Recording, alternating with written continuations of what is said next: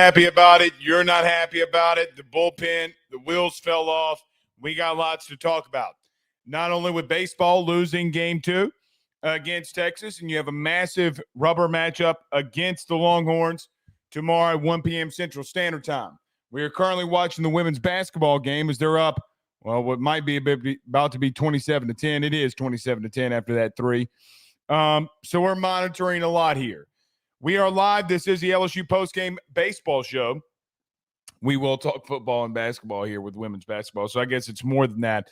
But we will break the game down here tonight. We got lots to discuss. Everybody do us a favor. Hit the like and share. Share to all those groups if you're on Facebook and to all those social media pages. You're watching us, listening to us on YouTube. Like, subscribe, notification bell, wherever you listen to podcasts. Rate, review, and subscribe. Every postgame show brought to you by our good friends over at betonline.ag. Guys, use the promo code BELIEVE50. That is BELIEVE50, BLEAV 50, to receive a 50% off welcome bonus on your first deposit. Bet online where the game starts. Also, our good friends over at Service Hawk Digital Media. Right referrals, right leads, right connections.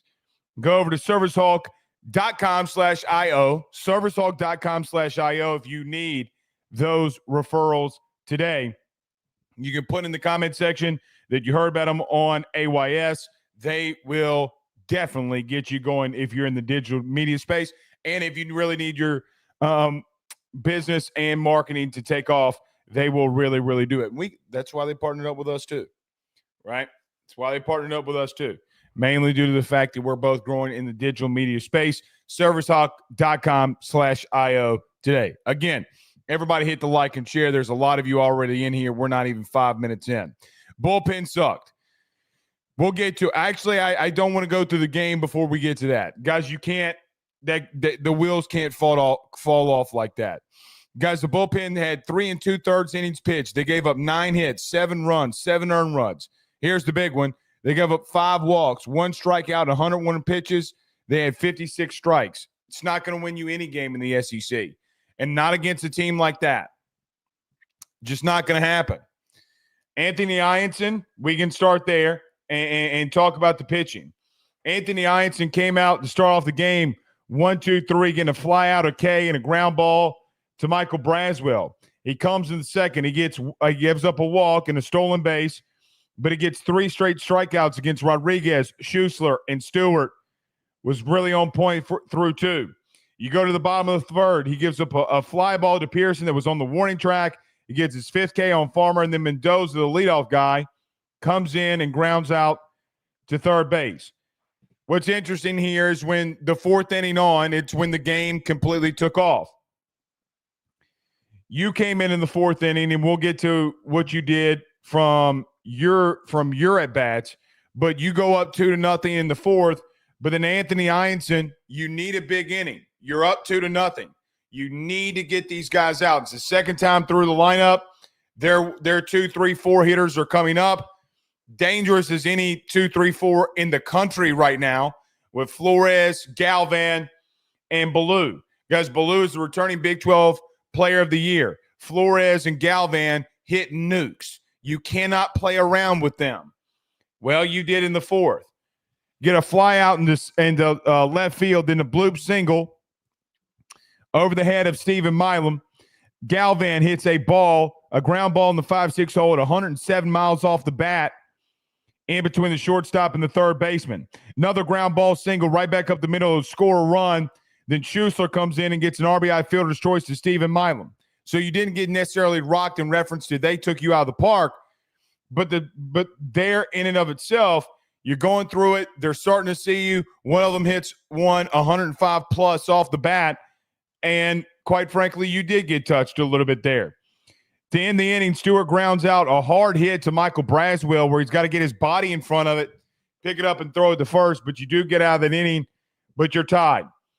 You go to the bottom of the 5th, and listen, I mean, you started off and giving up a walk. It's not bad, right? But then you get a strikeout, and then you give up a line drive single back up the middle. And then here comes Connor Ware. I mean, Ware comes in, he gives up a walk, and then he's out of the game to Ballou, the lefty-on-lefty matchup. So he has a walk, then he's out.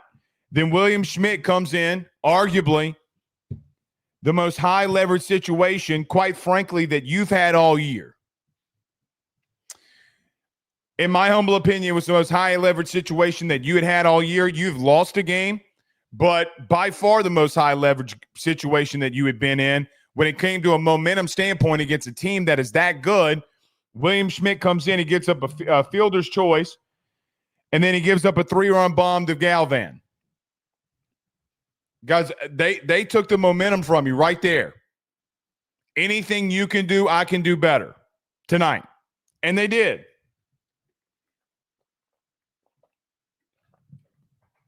They did. So Schmidt in back-to-back SEC outings doesn't look good at all. The bottom of the fifth is where the wheels started completely falling off. So you get the fielder's choice, but he gives up a 3-run bomb. He gives up a double in the left center field. Then he gives up back-to-back walks to Schussler and Stewart. And then Bench comes in and gets a fly out with the bases loaded. And they're up. And guys, I know that you would go up again. You know, Curiel in the top of the sixth, it's the 2-run bomb. But at that point, I never felt like it mattered for you in that situation. And we'll get to the plate. I don't think you were bad tonight at the plate at all. Bottom of the sixth, Bench comes in. Stephen Milam gets 2 groundouts. It's the stupid plays that, or I say stupid, the unreal plays that he made at shortstop. He gets the bare hand throw out, and then another really good slow roller to him that he gets an out, and then Connor Bench gets a ground out to Danny Dickinson. And look, of all the things, of 1 and plus, no, 2 innings almost. I mean, Bench comes up in 2 innings. It's the 1 2/3 innings up from the other relief that you can't really get anybody out. You go to the bottom of the 7th, and Bench gives up a home run line drive to Flores to lead it off. He gets a ground ball to shortstop for Stephen Milam, another ridiculous play. A ground ball single into the 5-hole, into the shift. A pop fly single that should have been caught by Stanfield. Guys, some of these, let's stop right there. Some of these hits tonight, I mean, you getting hit in the shift. You give up a home run. They tie the game right back. Then you have a ground ball into the shift. You have a single that's a pop fly that should be a can of corn. I know it gives a little bit of trouble, but Stanfield's got to get there. He doesn't. Now you got runners on first and second, man. First and second in a high leverage situation. By the way, you have 1 out in a tie game. Primo comes in. He gets a strikeout on Borba. Gasparino, though, comes in and gets a line drive single right back up the middle. And off we went. But you did end the inning from the 9-hole hitter getting a ground out to Danny Dickinson. The bottom of the 8th, again, wheels keep falling off here. Primo starts it, gives up a double, but an error was charged to Pearson on the kick ball. Ballou with the ground ball to second base, infield's in, and you get the out. It was a really good play by Danny there, but you have 1 out with a runner on third. I would have walked. Let me say this.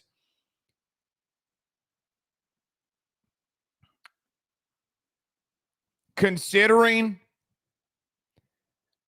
how good Flores and Galvan had been seeing the ball, you made a pitching change right there from Primo.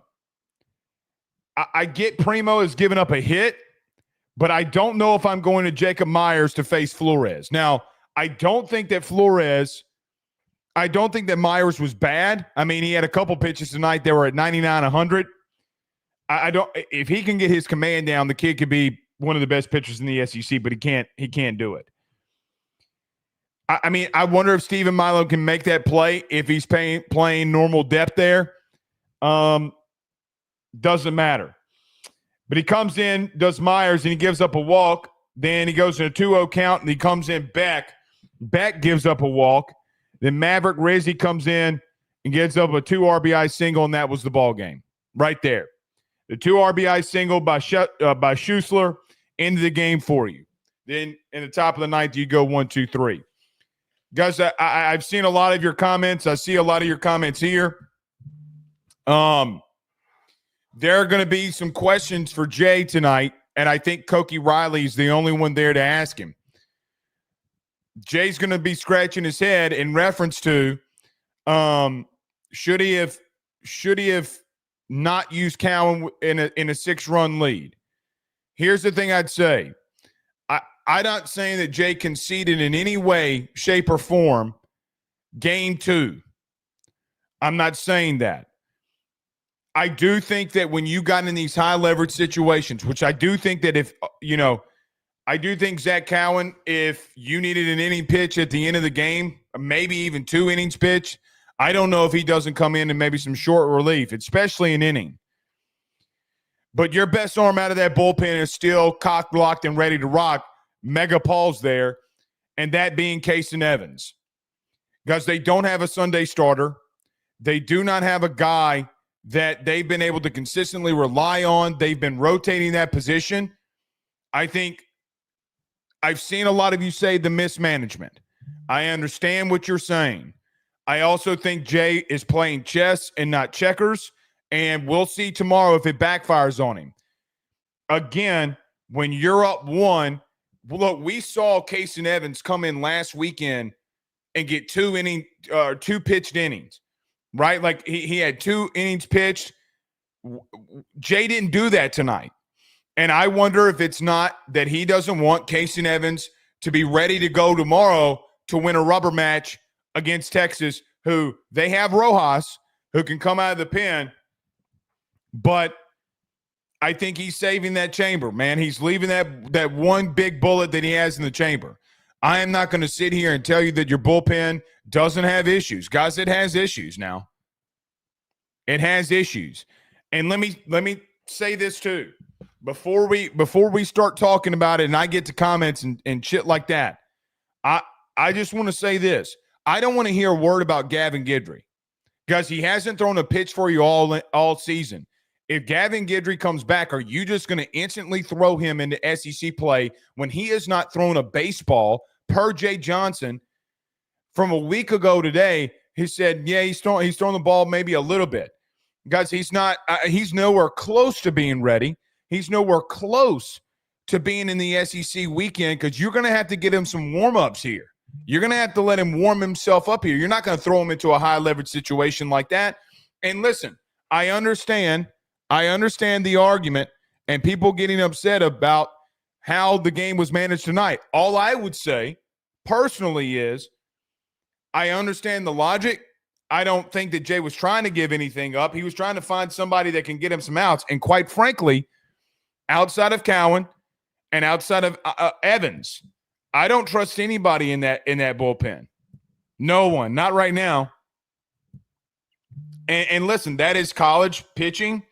I mean, if we're just being frank and we don't think about this from other teams' perspectives, not as bad, but the same shit happened to Texas last night, if we're being fair. Same shit happened to Texas. And I understand Jay trying for final stamp and win that game on Friday. I don't like Jacob Myers coming in that situation. But you're giving some high-talented guys some high-leverage situations. You went to William Schmidt in the most high-leverage situation that you could put him in. Guys, he's never been in that high of a situation before. And he gives up a walk. Yeah, gives up the walk. He gets he gets the fielder's choice in the bottom of the 5th. And then, guys, the hottest hitter in the country. The hottest hitter in the country. I mean, you had a base open. I don't know why Jay just didn't walk Galvan there. You're trying to go big boy on big boy, freshman versus what, guys, I'm just going to be honest. Galvan might be the best player in the SEC right now. He's hit 8 home runs in the last 10 games in the last 9 games that he's played. He's been hotter than a crack spoon, and you're throwing to him with the base open. I know you're wanting to be competitive, and you want William Schmidt to go in there and build that legacy. Galvan, for what it's worth, I don't think Rodriguez is taking you out there. He can give up a base hit, but it's better than the 3-run bomb that you gave up. That was arguably the in my opinion, the worst decision of the night. I like William Schmidt. I think he's going to be an All-American. He's going to be a great pitcher. He ain't ready for that. And we tippy-toed around that a week ago, and that's fine. But right now, you put him in the most high-leverage situation that you can have out of the bullpen, and then you made him go up against the hottest hitter in the SEC. That's not fair to him. And a lot of you, I've seen a lot of you say that, oh, he just doesn't have it. Guys, he's going against the hot – no one has gotten him out. He's hit 8 home runs in 9 games. Stop. Like, the dude is ridiculously hot. Now, before we get to what happened at the plate tonight, let me say this.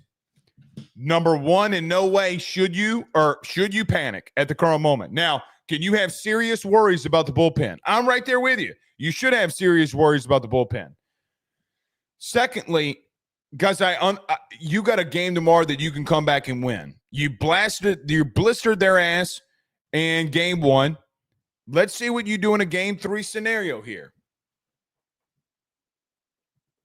Let's see what you do in a game 3 scenario. But I will tell you,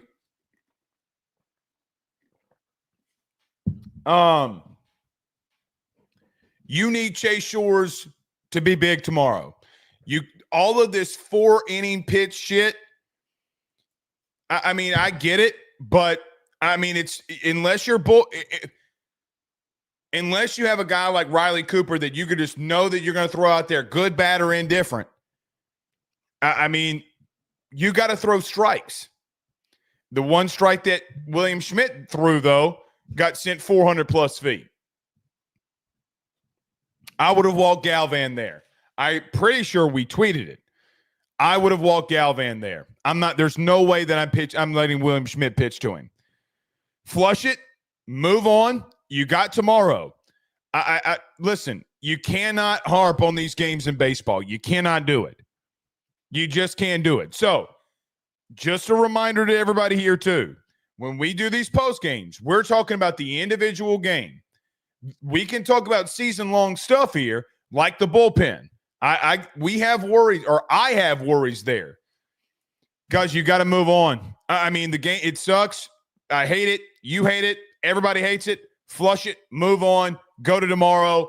You got your best arm coming out of the pen tomorrow at some point with Case and Evans. And quite frankly, they don't. Guys, their best guy out of the pen their best 2 guys came out of the pen tonight and threw for them. Your best arm is still ready to roll. You got to feel a little bit confident. At least, let me just say this. I feel confident going into tomorrow. High leverage situation. I feel confident.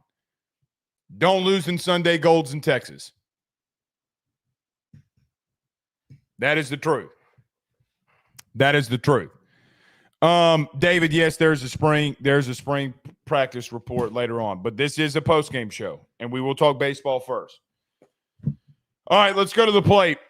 Top of the first, Curio line drive into the shift right at the shortstop, who's left of the second base or right of the second base. Jones fly ball to the warning track. I guess he thought it was a foul ball, but it did make it to the track and almost got out of here. Danny Dickinson also flied out into right field. Top of the second, Ethan Fry hits a ball right back up the middle, but they have the shift on, and a 4-3 shift. He gets out. Stephen Milam grounds out along with Josh Pearson. You're out of the second, 1-2-3, like you were in the top of the first. Bottom of the third, man, they went 1-2-3 on you. Anthony Ianson went 1-2-3 on you, so it's kind of a wash. Hernandez strikes out. Braswell. Listen, if you're seeing a right-handed pitcher tomorrow, I want to see Tanner Reeves. I love Brazzy. He can come in and do some good stuff for you tomorrow if you need him to be a defensive guy for you, because I do think, and listen to me, Tanner Reeves is not great at third defensively. He's just not. If you want to put him in late in the game, defensive replacement, and listen, I can't believe, hey, we need to put in Michael Braswell to be our guy defensively. Do it. Need to see Tanner Reeves tomorrow in the starting lineup. Because Brazzy's not giving you anything at the plate outside of bunts. And as much as I love some small ball, when nobody's on base. And I know he hit a ball hard tonight. Need to see Tanner Reeves. He gives you more chances on what could be tomorrow a game where you got to score as many runs as you can just to survive. So I need to see Tanner Reeves in there tomorrow. But Braswell does strike out in the top of the third. Top of the fourth, this is where you got rolling. You got a line drive single in the center field by Jared Jones, a line drive double on the left field line by Danny Dickinson. An error by the third baseman for Texas, which could have scored a run but didn't. Could have. You don't run there. I'm glad you didn't. But an E5 gets the bases loaded. An RBI walk by Stephen Milam gets you on the board first. Josh Pearson strikes out looking. Hernandez, RBI fielder's choice into the 6 hole. Make it 2-0. And then Braswell would hit the ball right back to the pitcher, and they would get out of the inning. You scored 2 runs there in the fourth, and this is another backbreaker. You got to find ways to get guys out when you're up 2-0. Guys, what I think under Nate Yeskie, let me say this: I kind of defended him the first couple or last year a lot, and I'm not gonna defend him on this. You got to beat into Anthony Ionson's head. Listen, man, you got to just go out there and throw strikes, and if they hit it, they hit it. You cannot allow these guys to get in favorable counts. The bloop single by Flores. Guys, you were in a 3-1 count. Galvan was in a 2-1 count when he got the ground ball single in the 5 and 6 hole with 105 plus off the bat. Rodriguez, ground ball single right back up the middle. Guys, he was in a 2-1 count. So you had a 3-1 count, and Galvan and Rodriguez were in 2-1 counts. You can't be predictable there. But they answered the call. And listen, tip of the cap to Texas for answering the bell every single time. That's a good team you're facing, man. A really good team. Good on them for responding. Top of the fifth, Stanfield leads off with a walk, and then Kirill gets hit by a pitch, and Jared Jones stays hotter than a crack spoon with an RBI line drive double into left field. And Danny Dickinson strikes out on 11 pitches. Grubb is the guy that came in for him, or came in as the reliever. And listen, that kid was good. That was their best arm out of the pen. That was their Zach Cowan, and he did good tonight. He did really well tonight. Got Danny Dickinson in 11 pitches. RBI bloop single by Jake Brown that just found the hole. Stephen Milam gets a sac fly RBI into center field. Then Pearson ground ball to first base, ends the top of the fifth. Top of the sixth. You're in a situation where Luis Hernandez strikes out and then Braswell grounds out. But Stanfield, down the third base line, gets an infield single, which would turn out to be critical for you because you were down 7-6. Derek Curiel with a 2-run home run in the left field. Let's stop right there. Derek Curiel is the best freshman in the country. He is the best freshman in the country. You're going in the bottom of the sixth, and then, or top of the sixth, you get the 2-run home run. You're up 8-7. You go into the bottom of the sixth, and then Connor Benj goes 1-2-3 because Stephen Milam, who just had a sac fly RBI, is dealing for you in the 6 hole. Guys, when you take the lead, then your pitcher goes out there and gets you a 1-2-3 inning. You got to respond by going out there and giving competitive at-bats. Jake Brown, weak fly ball in the left field. Milam, a ground ball into the 4 hole. He gets on, but you try to hit and run. He gets caught stealing. Very next pitch, Josh Pearson gets hit by a pitch. You could have had runners on first and second. Luis Hernandez comes up and hits a ball to the warning track in center field.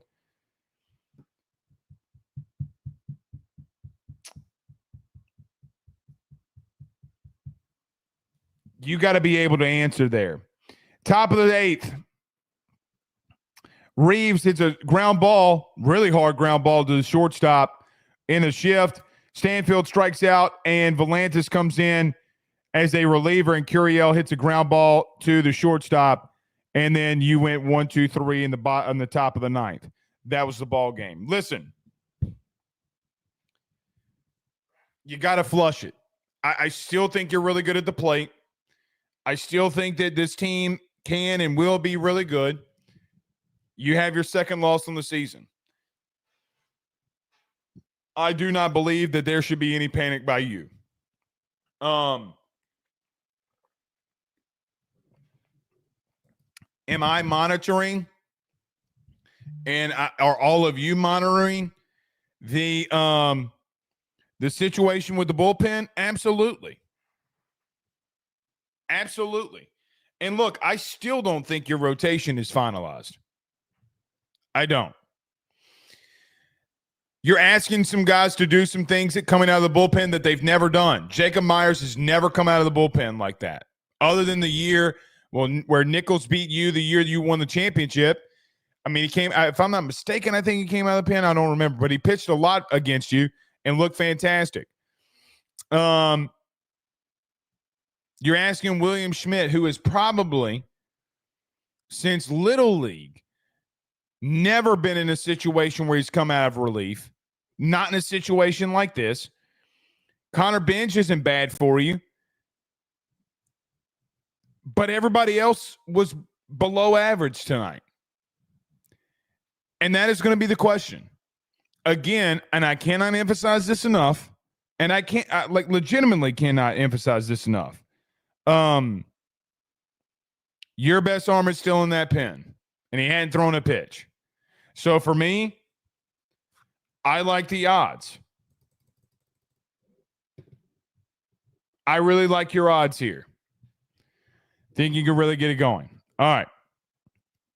James says, I saw one of two things tonight from the mound. Inability to handle pressure and throwing strikes consistently. I agree with James there. I think that's a really good way of putting it. And listen, here's a fact. If you can't throw strikes and you can't get outs, I mean, and I'm not talking about like guys not scoring runs on you. It's when they start getting those crooked numbers on you, because you had 5 walks from your bullpen in 3 innings. That is not going to work. That just will not work. I mean, I know you don't want to give up a bomb in general, but the 3-run bomb is because of your inability to field a position, and then 4 pitches, you walk a guy. Like, you give up a solo bomb, nobody gives a shit. You start playing around, and they start getting these luck. And it's not, look, a hard ground ball right back up the middle, I'm not taking that. That's a hard bit ball. They're 2, 3, and 4 guys. Kick your ass. Baloo, Flores, and Galvan, guys, that's some of the best 2, 3, 4s. That's the best you'll probably see in the country. One of the best. I probably shouldn't say the best. It's one of the best. Because they got serious power. And they will fuck you up. Brandon says, I think people need to chill. It's the first loss in 17 games. I agree. Jeremy says, we had a guy 5 strikes in a row, then broke after a base hit. I agree. Brandon says, Blake, did you hear about Jabari Mack earlier? No. What happened? Did he commit? Come on, Brandon. Come on, bro. James says, baseball is a tough game, without a doubt. Without a doubt. Jake Roberts says, Galvan isn't the best player in the SEC.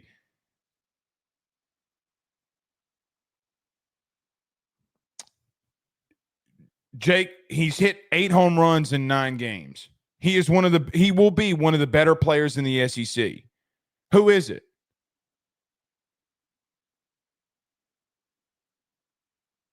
Shit, all right. By the way, that goes in 2 SEC weekends where he fucked you up and he fucked Mississippi State up. Y'all keep playing. Don't parrot the telecast. Guys, y'all are on Twitter all night talking about how bad the telecast was. They spent 2 innings glazing Stephen Milam for 2 innings, and y'all are complaining about it because you're losing. Shit. Kid's going to hit 25-plus home runs as a catcher. All right, y'all go ahead and play around. Y'all find out. Jeremy says, sucks we lost tonight, but I'm glad there's a channel based near my hometown of Tickfall. This is true. Jared Hill says a crack spoon, laughing face emojis. Yeah, I probably should find another thing to say. Last night I said it's hotter than what did I say? Hotter than grandma's grits. That just don't hit. It don't hit like, hotter than a crack spoon.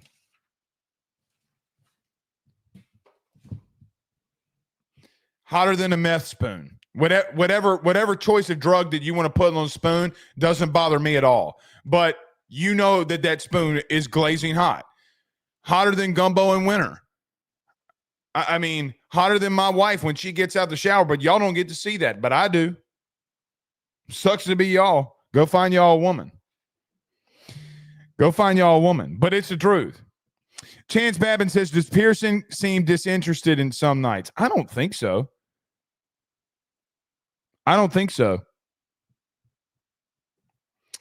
Zimbrowski is good too. He's also not behind the plate either. Jeremy says, still have a better week than Tennessee with a win tomorrow. Yeah, that would be true. I'm just worried about us getting the win. He also says, I see us taking us the top spot back. Man, I just want to win tomorrow. That's all that I care about, to be honest with you. All that I care tomorrow.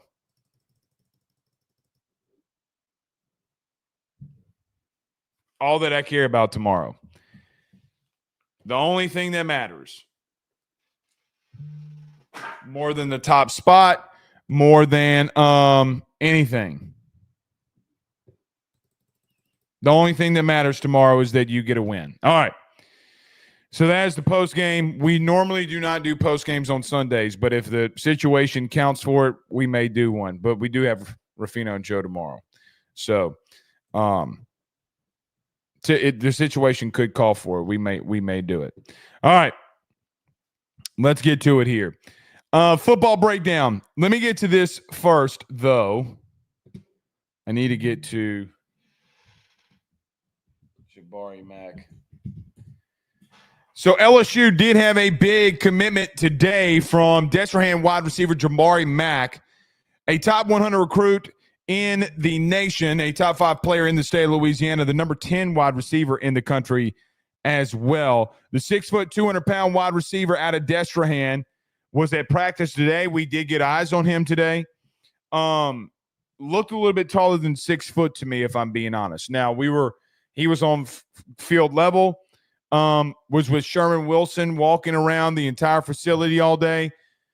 This is back-to-back times where you've gone and had 2 receivers that are on your campus, and neither one of them left without committing. The first one being Tristan Keys, when the Hattiesburg native who was an Ole Miss, and by God, jeepers, he did not decommit today. How about that? But Keys comes to LSU from Hattiesburg, Mississippi. He doesn't leave without publicly committing. Jabari Mack comes from Destrehan to Baton Rouge today, was at practice for the entire practice, and does not leave Baton Rouge without committing. It is very big what LSU is doing right now. Like I've said before about this, about LSU and recruiting. I do feel as if right now for LSU, you're in a different spot because this time last year, you were the number 1 team in the country when it came to recruiting and recruiting rankings. I think on 3, you're number 1 again right now in recruiting rankings. The difference I feel about in this recruitment or this cycle of recruiting than last cycle's recruiting is I feel as if that you're in a more stable place financially when it comes to you going out there and spending the money that you need to spend and not wasting time to get those high, talented, recruited guys on your campus. I feel much more confident now than when I did a year ago Because as we talked about a year ago during recruiting, listen, you got Kay Phillips to come in. And when Kay Phillips committed, I remember our conversation, and y'all called me a Debbie Downer or whatever you called me. Texas would not give up that fight at the end, and you're going to have to pick between Pickett and Phillips. You picked Pickett, and I think you made the right choice there. I feel that you're in a different situation. I do feel that you're in a different situation here. With that being said, you do have the number one recruiting class in the country. It is highly impressive what you've done over the last week, especially at that receiver position. Now, on 247, you're at number 3. There are a lot of guys in your own state that you still need to go after, okay? You do have big guys like the big guy Richard Anderson, but you do have Lamar Brown that I do think will commit this summer, Blaine Bradford that will commit this summer, and then you have some other ones that you need to go and get. But as of right now, in the top 10 in the state of Louisiana, you have Kenny Darby, Aiden Hall, Jabari Mack, Braxton Martinez, Richard Anderson that have committed. You got to get Lamar Brown. You have to get Blaine Bradford.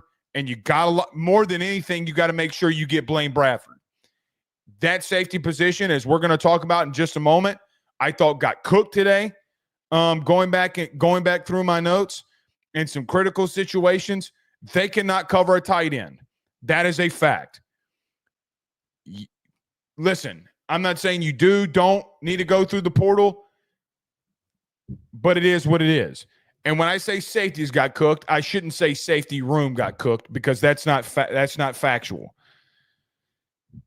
Outside of Deshaun Spears, you got cooked.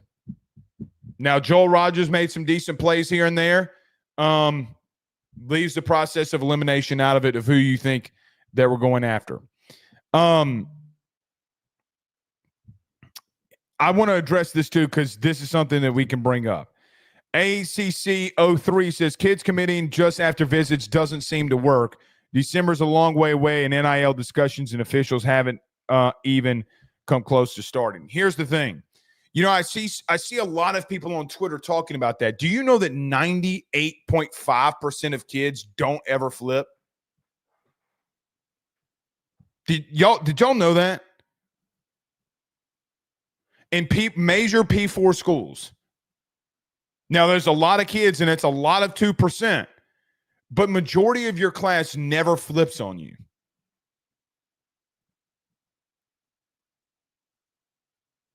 So you had 25 commits. Hold on. Let's pull out a calculator right now. You had 27 commits. Okay. 2 of them flipped on you. Okay.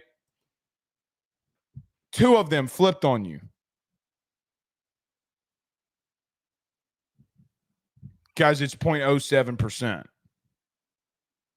7%. And that's high, I guess. But you had 25 kids that never flipped from you. Now, were there kids that decommitted? Yeah, like DeCorian Moore. But as someone who was a part of that whole situation, that wasn't a flip. That was a we give up. But the kids from your state are mostly going to stay locked in here. It's not very often that you have a kid that flips on you from the state. But listen, I don't like the narrative. Let me just say this to ACC that was in the chat. I don't like the narrative that, oh, man, it doesn't matter anymore. Guys, it 1,000% matters. The likelihood of a kid, especially a kid that's not a 5-star, to flip on you, or top 50 recruit to flip on you, it normally doesn't work out like that, and especially from the state. Now, I mean, like,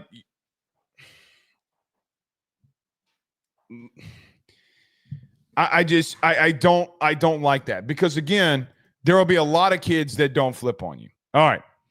Y'all aren't here for that. Y'all are here for spring practice report. So let's get to it. Thumbs up, thumbs down in the chat. You ready for the spring practice report? We can get to it here. All right. Let's do it. All right, so as we mentioned, every time before we get to these spring practices, because we do clip it and put it out there for people who don't want to watch the live shows, just want to watch the football stuff. During individual drills, a lot of things that I'm doing. I'm checking roles, see who shows out or shines out for me on these individual drills. I am not wasting my time on any individual drills, cone drills, whatever, bag drills, sled drills. I'm not bothering myself writing all this down. So we probably pick up about around halfway through practice. So there are a couple of keynotes that I want to throw out there before we get rolling today. And Brian Kelly talked about this today in his press conference. There's a lot of shifting going on along the offensive line. There are multiple situations in the run game period that Braylon Moore was at center. DJ Chester moved to left guard. There was a lot of situations where Paul Mabinga would be at left guard and DJ Chester would stay at center. They moved a lot of guys around. There was a time that Ori Williams came in at left guard with Braylon Moore, and then DJ Chester, going back through my notes, was at right guard. They shifted a lot throughout the day. One thing of note, I don't think that you're remotely close to being settled on the interior of your offensive line. Today, Josh Thompson, the Northwestern transfer who's been here a day, started off the day at right tackle. As of right now, to me, Josh Thompson does not feel like a right tackle to me. You need to move him to right guard and figure it out. And if you need to put Chester at left guard, keep him there, Braylon Moore, and then put Josh Thompson at right guard, by all means do it. I do not think that he's a right tackle. He has the athletic build of a guard, but he was out there. So a little pre-noting before we do anything. Another thing, Tamarcus Cooley was not at practice today. Brian Kelly, if I'm not mistaken, said it was a soft tissue injury on his quad, and for preventative reasons, they kept him out. That would be the big things when it comes to shifting. For me, defensively, I would say this. I know when we come in here, there's a lot of pre-gram notes that we go through. Defensively, guys, they're going through a lot of different packages, and we'll get to those in these team drills. But right now, they're just rotating a lot of shit in and out of there. It's going to be interesting to see as in the fall, when those things start, live bullets really start flying, how they mix and match there. Defense was about the same. There were some rotations today. With Tamarcus Cooley out, Deshaun Spears came in. About halfway through the practice, Joel Rogers replaces Javian Toviano. All I would say here is this. All I would say is they are throwing everything that they have at the wall right now at safety.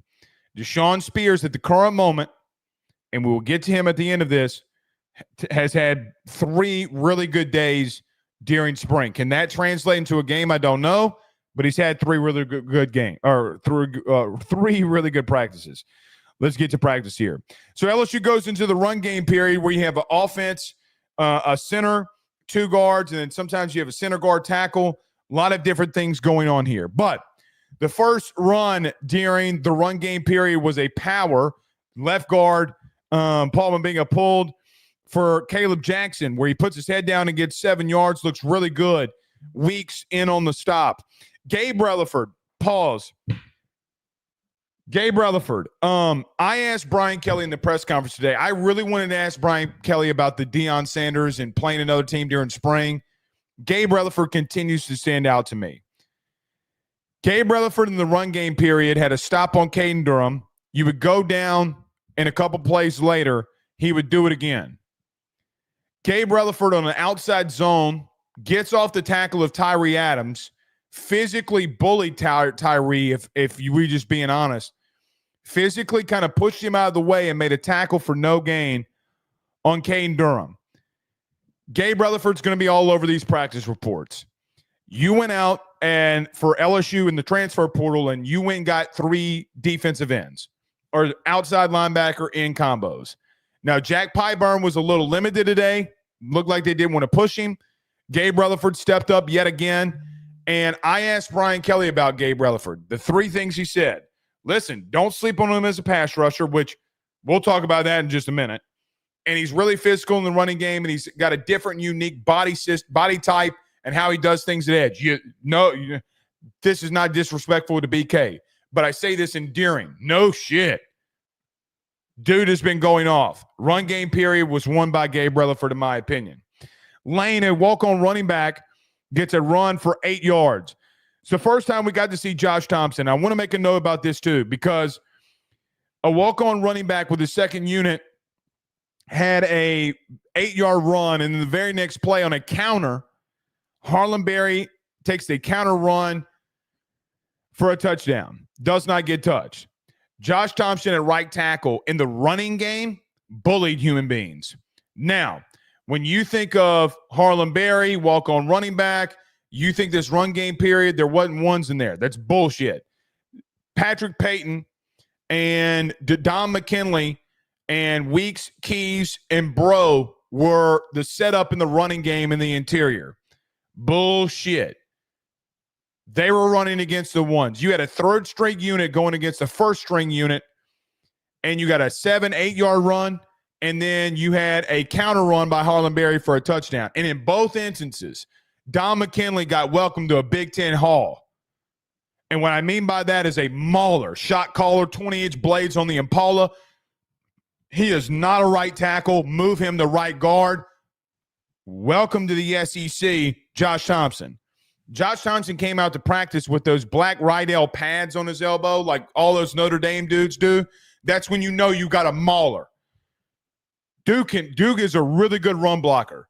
Not a right tackle in pass pro. We'll get to that in a minute. Back-to-back runs in his first time and first action in the SEC in spring football. He gets 2 really good blocks. A down block on that counter run was beautiful. Zone read by Garrett Nussmeier. It's tackled by Patrick Payton.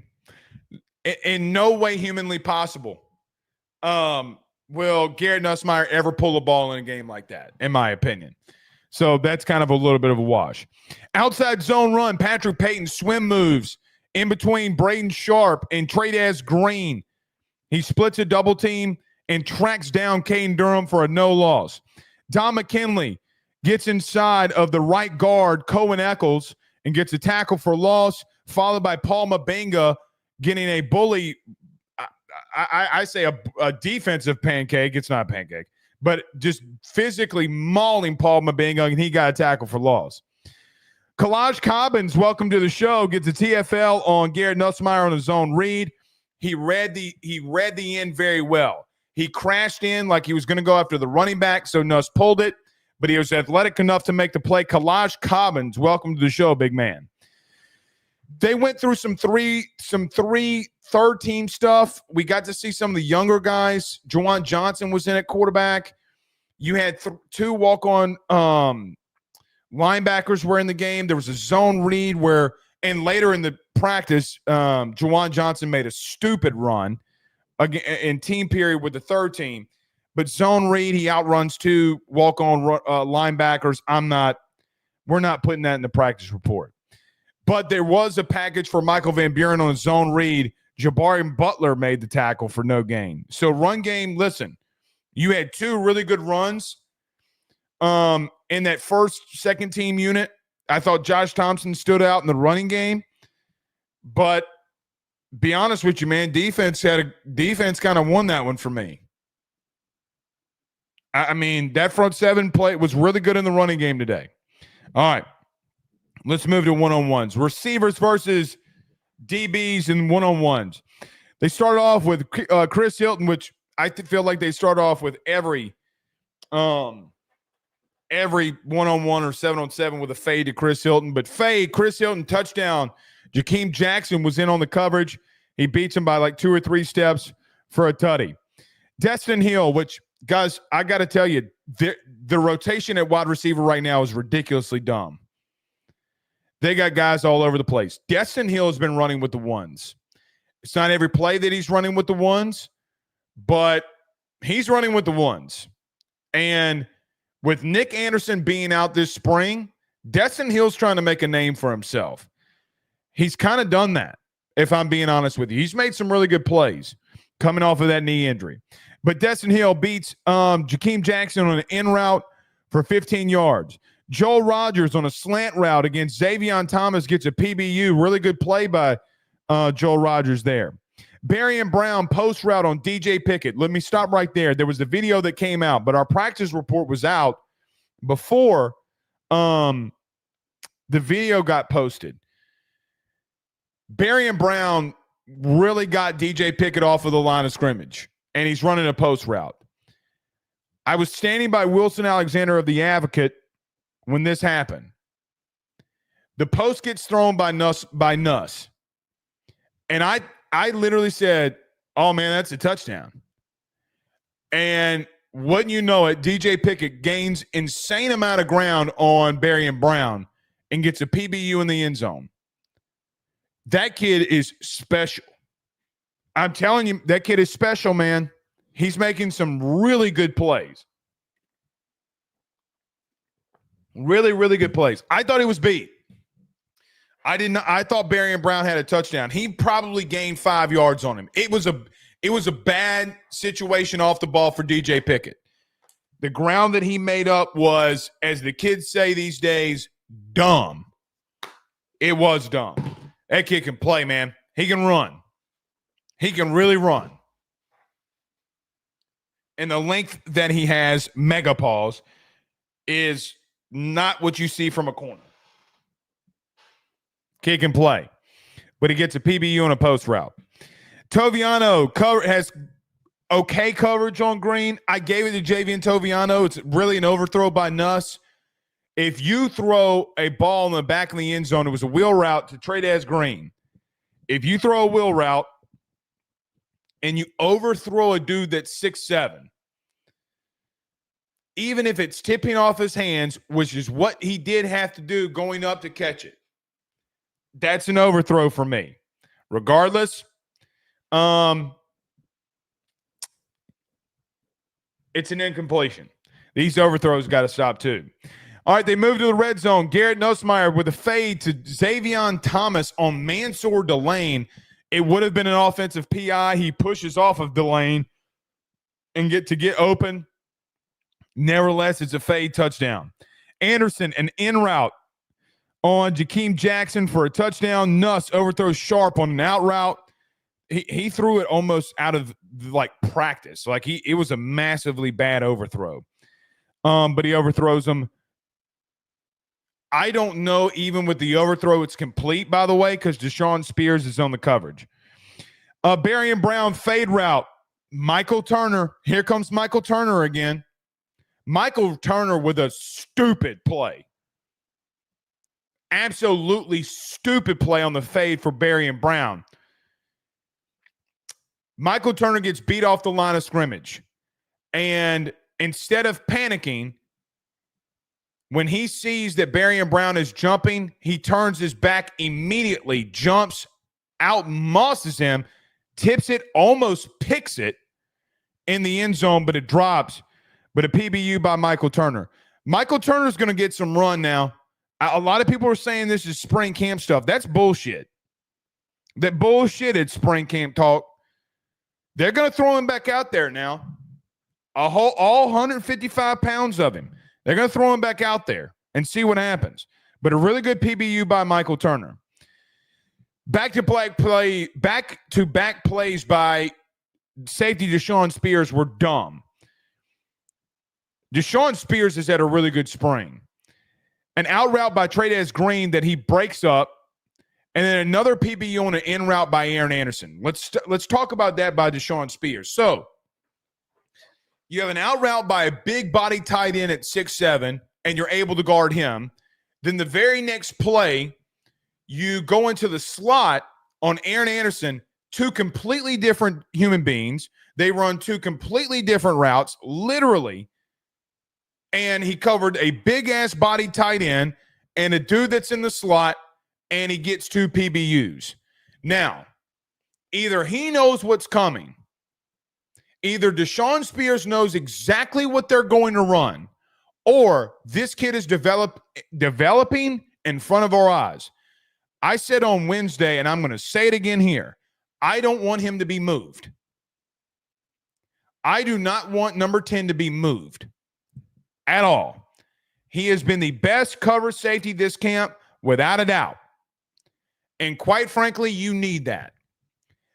If you did put him back there along with DJ Pickett, Jakeem Jackson, and Mansour Delane, I have a lot more faith of what you have at DB than anything else.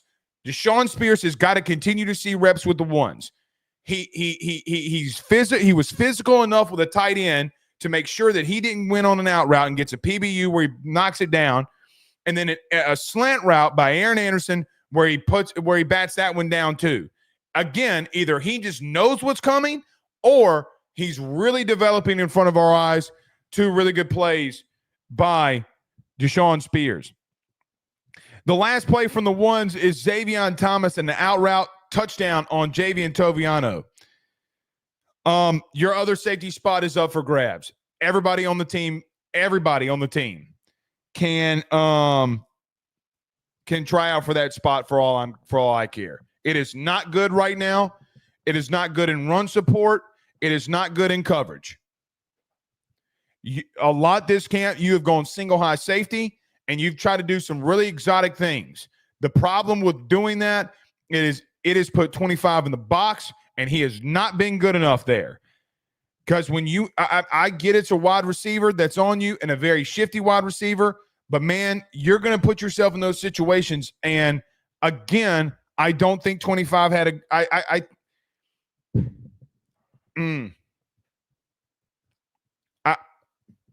look, I didn't write down the twos here because I thought that Michael Van Buren, for what it's worth, it kind of started off a little sluggish for him. He had two walk-on wide receivers that were out there, and then they finally got him Teron Francis that he could catch some passes for him. Teron Francis can play here, by the way. Of the younger guys, he's the best receiver that's out there, in my opinion. The young guys. I really don't know what to make of anything that's behind that. I mean, Joel Rogers had a good PBU.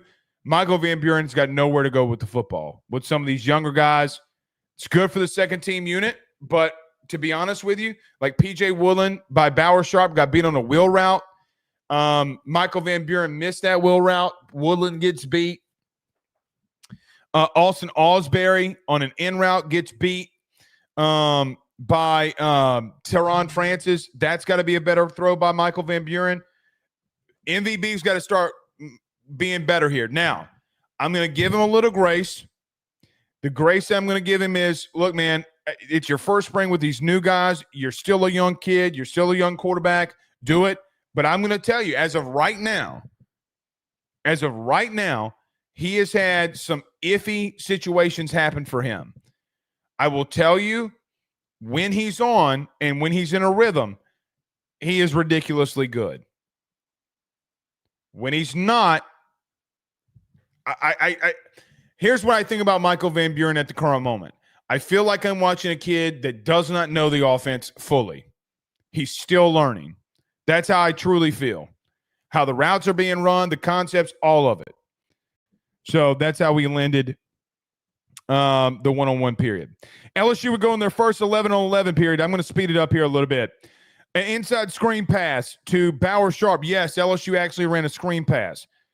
Defensive line had no idea what hit him. Or D-line had no idea what hit him.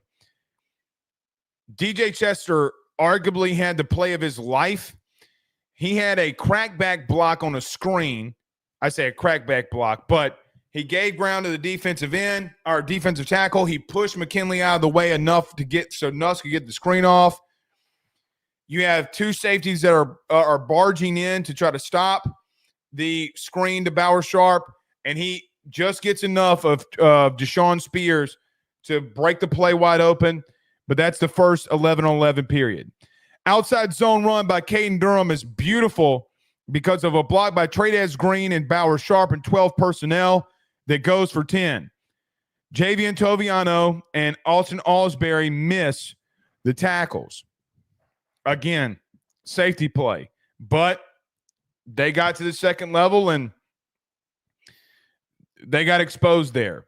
Mansour Delane. I wrote this down. Mansour Delane from the far boundary makes the tackle. How he did that, I don't know. He had to have known a run was coming. Fade route by Chris Hilton and wide open in the end zone is missed by Garrett. Destin Hill with a hitch route, Delane on the coverage, and then a quick out route to Tradez Green, incomplete, pass broken up by DJ Pickett. They only did a couple of plays in 11-on-11. It was kind of like a little teaser. Then they moved to 7-on-7. Before we get to 7-on-7, I want to move to offensive line, one-on-ones, and pass pro.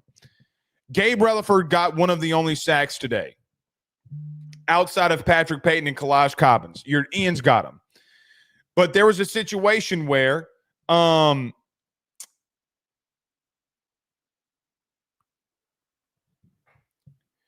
Gabe Rutherford did a swim move on the outside to Josh Thompson and got a sack. There's a reason in the first 11-on-11 I left out the Gabe Rutherford sack because I'm going to come back to it. They did not reward on the Garrett Nussmeier overthrow to Chris Hilton. They did not reward Gabe Rutherford for a sack. In Blake Ruffino's God's humble opinion, it is a sack. Gabe Rutherford then turns right around and O-line, D-line drills, beats Josh Thompson on an outside swim move that was beautiful. I feel like I'm watching a really good end go up against a guard and pass pro, and you're putting it on the boundary. I don't think it's fair. Now, the very next rep, Josh Thompson, Gabe tries to hit him on an inside move, and he got bullied. He got bullied. Once Thompson got his hands on him, he got bullied. For what it's worth, in the O-line, D-line pass rush drill, I feel like the O-line dominated the drill. I know that the defense will feel like that they did. That interior defensive line has got to figure out something else in a pass rush outside of bull rushing. They got to figure it out because Kyle is going to have to get them and teach them a second move. They had a good performance tonight or today in pass pro. Tyree Adams, for what it's worth, and I wrote this down and I wanted to get to it. The best battle that I've seen O-line versus D-line has been Tyree Adams versus Patrick Payton. And for what it's worth, I would be very interested to talk to Patrick Payton and be like, hey, man, I've seen you go up against Tyree Adams. It looks like y'all have had some really good battles out there. By the way, Tyree Adams won all 3 reps against Patrick Payton today. Big dog. That, to me, that's saying something. I'm just being frank with you. I thought Tyree had some good reps. Patrick Payton on the first one tried to hit an inside spin move on Tyree Adams, and my man got bullied. He got pushed down to the ground. Tyree wasn't playing that shit. Then he tried to hit him with an outside rip, got stopped, tried to hit with a backside spin, and then he got bullied again. A fact. They had a good period there. It was probably and arguably the best drill all spring that I'd seen your offensive line. Now, on Wednesday, we came in here and said they got their cheeks clapped like a XXX video on Cinemax at 2 a.m. in the morning. Today, they stood up in pass pro, and I'm happy to see it. I liked what I saw from a lot of those guys.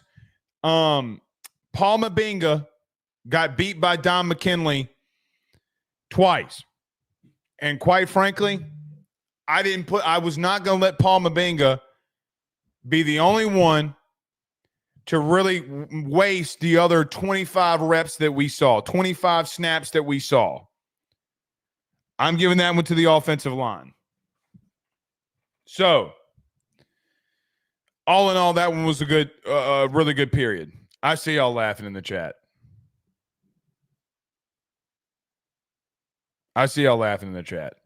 It is like Cinemax, man. It is like Cinemax. I mean, they got their asses whooped. Them cheeks got clapped like a 2 a.m. Cinemax video. I mean, it's just the fact. It's just the truth. All right, let's go to 7-on-7. Aaron Anderson out route on Jakeem Jackson for 8 yards. Chris Hilton on an in route made a leaping grab one-handed. God, please let Chris Hilton stay healthy. Dear sweet Jesus above, let Chris Hilton stay healthy. Please, sweet Jesus. Glenn West of 247 said this during practice, and it's funny, but it's true. If the fan base got to see the Chris Hilton that we saw on a regular basis in practice, you would say that he's the number one receiver. That is a fact. You saw Chris make some explosive plays at the end of the season, and we need him to stay healthy. The kid's too talented to keep getting hurt. Put him in bubble wrap for all I give a shit. But a 15-yard grab by Chris Hilton, he goes up on Jakeem Jackson. Listen, I've said Jakeem Jackson a lot tonight. Let me say this about Jakeem Jackson. He got beat a lot, but my God, his coverage was really good. He's right there, man. He's right there on. I mean, you're going up one. Chris Hilton's going up with one hand, making the grab. I don't know what he does there, if I'm being honest. I do not know what he does when a dude makes a freakish play. You don't want to kick the legs out from under your wide receiver that's injury prone. Thank you for not doing that. He let Chris Hilton come down, and he kind of caught him in the air. That way he didn't, hurt himself. But a ridiculous catch by Chris. Caleb Jackson in the flat for 8 yards got tracked down by Donovan Keys on the stop. Harlem Berry on an in route on Deshaun Spears. Pause. Every time that I've seen Harlem Berry running with the ones, every time, he lines up in the backfield, and either he's going to go out in motion to the right or he's going to go out in motion for the left. Right? They will not keep him in the backfield. I'm going to have a very hot take here. It is of my humble opinion, based off of what I've seen in Harlem Berry in the passing game, he might be one of, and I mean this with the entire team, I think Harlem Berry might be one of the best route runners on this team. His 1-2, fake outside, and then got the body motion of Deshaun Spears to get to that outside shoulder, that far left outside shoulder. So you have Harlem Berry that goes in motion to the left, gets into the slot. He breaks, goes out, and then as soon as he stops on a dime, he's right back inside, catches a slant that goes for 12. I love this kid's route running ability in his hands. Deshaun Spears made the ground up and got to him, but it was a hell of a route that went for 12 yards. Destin Hill on a fade route on the far left boundary. Nuss overthrows it on the fade. Michael Van Buren comes in. Tyron Francis out of Carr on an in route for 18 on P.J. Woodland. MVB misses Brown on a post route. DJ Pickett was in on the coverage. They would go down to the red zone. Nuss stayed in most of the red zone for the first probably 7 snaps. Nuss has nowhere to go on the first play. Let me stop here. I know we're going long on this practice report, but it is what it is. It was a long day. We got a lot to talk about. They go to the red zone. Before we get to 7-on-7 red zone, I want you to hear something. Offense had a horrible day in the red zone. That is a fact. But you're in 7-on-7 in the red zone, and Garrett had nowhere to go. They blew the whistle. They called him sack, or they gave him the incompletion. Second down, Delane has a tip pass up in the air, and everybody's trying to go up and grab it, but the ball gets tipped up in the air on an out route by Tradez Green. In that tip pass, when the ball goes in the air, Tradez Green mosses 4 guys. Yes, mega pause, 4 guys get mossed. He comes down with the ball, touchdown. That dude is a freak. Hilton TD on an out route, or TD that would have been for Hilton on an out route, gets overthrown by Nussmeier on 3rd down is what they had. And on 4th down, you had Harlem Berry in the flat that was overthrown by Garrett. I did not put this in the practice report. This is my fault, so let me go over here. Michael Van Buren in the red zone. A hitch route to Destin Hill is broken up by Michael Turner. A slant route by Aaron Anderson that is overthrown by Michael Van Buren. A in route by Bauer Sharp, or slant route by Bauer Sharp, is a touchdown. That is on Joel Rogers. Javian Toviano on the next two plays, one by Xavier Thomas and one by Chris Hilton, a slant and an in route, both going for touchdowns. And that would end 7-on-7. So, first team, red zone was not good. All right. Let's move to the big part of here. So, we start off in the red zone, 11-on-11 to end the practice. More of what we would call a mini scrimmage. But you start off in the red zone. Caden Durham, inside run, inside counter. Goes for no gain. Gabe Relaford. How many times I'm going to say that name today? Goodness gracious. Gabe Relaford is a freak. He's a freak. Second down from the 2-yard line. Durham inside zone run for a touchdown. Absolutely ridiculous block by Tyree Adams on Don McKinley. He gets the push. Durham goes in. First down, Peyton, outside zone to Caden Durham. Patrick Peyton gets a tackle for loss. Second down, Patrick Peyton on a zone read gets a stop for no gain. Looks like there was a mesh problem with Garrett and Caden Durham. Regardless, no gain. Third down. Third down is a bootleg right. Nuss misses Xavier Thomas in the end zone. He was unguarded. Javian Toviano had fell down on the play. So you had a third down situation there where you could have gotten in the end zone. An overthrow by Nuss in the end zone would have been a score. Fourth and goal from the 2-yard line. Shuffle pass to Bauer Sharp. Gets blown up by Don McKinley and Patrick Peyton, along with Gabe Relaford, who really made the play, putting the pressure on Garrett Nussmeier on the outside to make the shuffle pass. So stop. I asked around on this because I thought it was a stop. The whistle is blown and Bauer Sharp spins off of somebody. He's like, I got a touchdown. There were referees out there. I know I actually got introduced to official AD who was out there. Maybe he can elaborate more. To me, it looked like Bauer Sharp got stopped. Now, that's up for interpretation. I am awarding the defense on that. If someone wants to say, no, Blake, he got in, good on him. I don't think that he got in. So, your defense stood up in the red zone. Second team unit, Michael Van Buren on a zone read for no gain. Gabe Relaford. Good googly moogly. Oh, I should have brought this back up because we started this a long time ago. At left guard, you had DJ Chester, and at center, you had Braylon Moore on this situation too. Michael Van Buren, fade route to Barian Brown is incomplete. Bootleg right, nowhere to go. Van Buren picks up a yard out of bounds. And then you try to run the ball with Caleb Jackson that goes, they said it's a touchdown. Again, I thought you got stopped, but they awarded him a touchdown. It did not look like he got in either. Again, up for interpretation. It is what it is. I don't care. Pick your own thing. But I don't get in that battle with you. It looked to me that he got no gain. We flip out of the red zone and go to 2-minute with the first team. It's more of a minute drill, not a 2-minute drill, but you get the premise.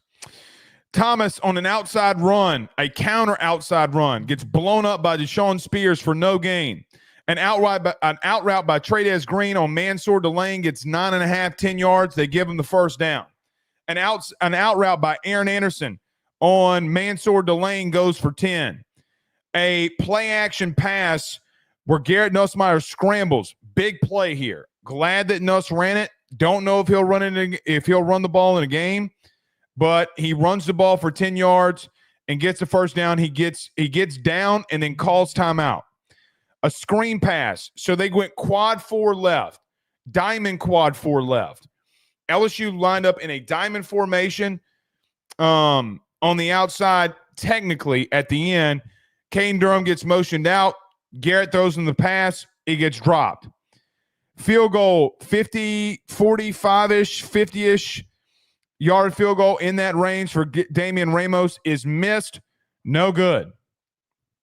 Second team unit comes in. Michael Van Buren scrambles for 8 yards. Next play, Blake Baker sends the heat. West Weeks jumps up, tips the ball in the air, incomplete. Durham has a run for 6 yards. Chris Hilton has a hitch for 9 yards. He's out of bounds. And then this is still the first unit. The only difference is that Michael Van Buren is in and Garrett Nussmeier is out. Durham breaks off a run for 11 yards. Stopped by Deshaun Spears. Tackle missed by Javian Toviano. Want to make this very clear too. They are tackling. They are going to the ground. This is not like I'm just going to touch you. The tackle is missed by Javian Toviano. Durham gets 11. Deshaun Spears tracks him down and gets him down.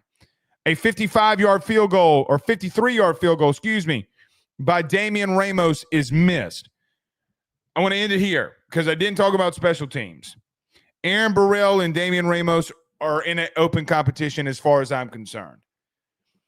With the second team, Braylon Moore would stay in and DJ Chester would go to center halfway through.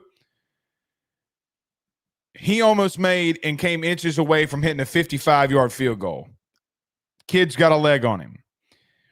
You had 3 2-minute drills. Nuss was fine, by the way. He came in at the end. He was running. Nothing wrong with Nuss. Wanted to specify that too. Defense had a day, man. They had a day. At the end of practice, they stood up. I thought that they looked the best today out of all of it. And that's how we ended practice. A couple of notes, a couple of things that I'd walk away from practice today. Let's get to a couple of them. For me, going into day 9 of spring football practice, I thought that there were a couple of guys that stood out. I thought Patrick Payton in the running game. You know, one thing that came up during this whole transfer with Patrick Payton from the Florida State side of things was, man, he ain't going to give the effort. Well, shit, if he's giving that effort in practice, I think he's going to give that effort in a game. That's just my opinion. Patrick Payton did not cause you to go 2-10. Your incompetence of your head coach getting DJ Uiagalelei to be your quarterback was the reason why. You don't go 2-10 based off of what a DN did. He stood out to me. Gabe Relaford stood out to me. The physical play that both of them had with Jack Pyburn being limited, guys, you couldn't have told or tell that Jack Pyburn was out, if I'm being frank. Both of them look really good. The edge position has been the best position on this team so far this camp. You know, you went and got Jamari Butler. Jamari Butler's not beating out Gabe Relaford right now. It's just not happening. So Peyton and Relaford, for me, really stood out. And I asked Brian Kelly again about Gabe Relaford. That kid has played his ass off. Deshaun Spears had a really good day for me. In coverage and in some run game stuff, he had a really good day for me. Offensively, I like some of the stuff that I saw from Josh Thompson. I think he is a guard. I still am worried about the interior of that offensive line. I think you've been okay at tackle. I think Weston Davis has been better every single day that we've been out there. I think Tyree Adams has been really good. And I do think that you have a litany of wide receivers that you can play with. I can't judge this running game. I know you had some runs today in a 1-minute drill. But, man, you're at the 2-yard line, and you did some things today in the red zone that you can't get in. That is concerning to me. There's a narrative that I was asked about today on our practice report. Blake, do you think that this D-line is that good? I don't want to go there. No, I don't want to go there. I think you could be that really good at edge, to be blunt with you. But I just think that your interior offensive line is struggling. That has been the theme the entire camp. Nothing really stood out to me other than some exceptional catches offensively. And I think the defense has won the back-to-back days, Wednesday and Saturday here. So that is our practice recap. All right. I think we might have had a super chat or two in here. Let's get to a couple of them. Biggie Bull on YouTube with a $5 super chat says, off topic, we need to put Cowan on the back end for Friday and Sunday as a safety net, and Evans behind Anthony Ianson on Saturday till Guidry comes back. So, Bull, I brought this up. I mean, even if Gavin Guidry comes back, I don't think you work him into the SEC until maybe 2 or 3 weeks from now.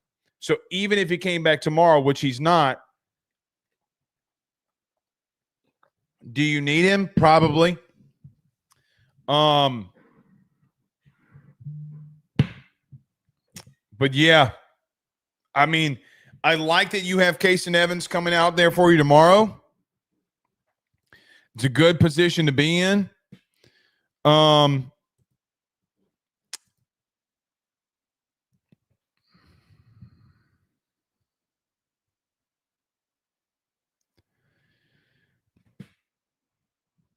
Yeah, I mean, I can't disagree with that. I cannot disagree with that. Jeremy WC, thank you so much, Biggie, for the super chat. I mean, I'm trying to. I don't know how to respond to that. I think you're right.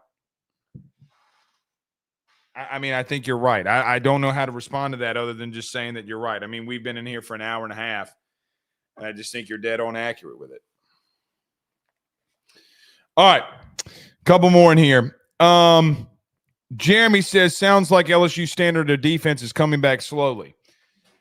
We posted this video the other day. I do think you see some flashes of some really good stuff at corner. They could be another unit for me that I thought looked good today in some situations. I don't like these overthrows. I'm glad. Here's the great thing that I thought offensively, and y'all going to keep getting on to me. You had no picks. I know that sounds stupid, but I will take that 10 times out of 10. David says, let's hope that D translates into fall camp. Shit, yeah. Shit, yeah. Todd Davis says, so Harlan Berry can seriously be a playmaker beating linebackers and safeties. Oh, yes. Oh, for sure.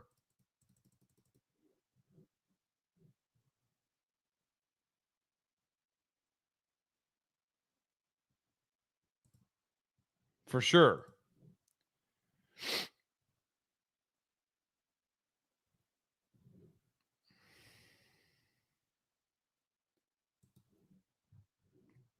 For sure. No I formation out of in goal line. None. All right. Let's get out of here. We'll see y'all tomorrow, man. Y'all have a good night. Peace.